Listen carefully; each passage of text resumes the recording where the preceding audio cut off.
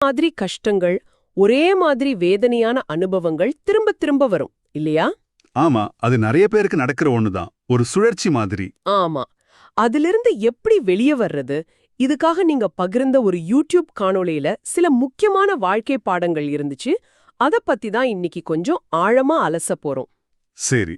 இதோட நோக்கம் என்னன்னா, இந்த பாடங்களோட சாராம்சத்தை புரிஞ்சுக்கிட்டு, அதே தப்ப மறுபடியும் செய்யாம கொஞ்சம் ஸ்மார்ட்டா எப்படி நம்ம வாழ்க்கையில முன்னேறி போறதுன்னு பாக்குறது தான். என்ன ஆரம்பிக்கலாமா? கண்டிப்பா. இது வெறும் தத்துவங்கள் மாதிரி இல்லாம, நம்மள நாமே புரிஞ்சுக்கவும், நம்மள சுத்தி இருக்கிறவங்கள புரிஞ்சுக்கவும், முக்கியமா அந்த வழித்தர சுழற்சியை உடைக்கவும் இது உதவும். இது ஒரு கருவி மாதிரி. சரி. அப்போ முதல் கருப்பொருள் எல்லைகளை நிர்ணயிக்கிறது, அப்புறம் சுயமரியாதை. இதுல முதல் பாடமே உங்க நேரத்தை வீணடிக்க யாருக்கும் 2வது வாய்ப்பு கொடுக்காதீங்கன்னு சொல்லுது.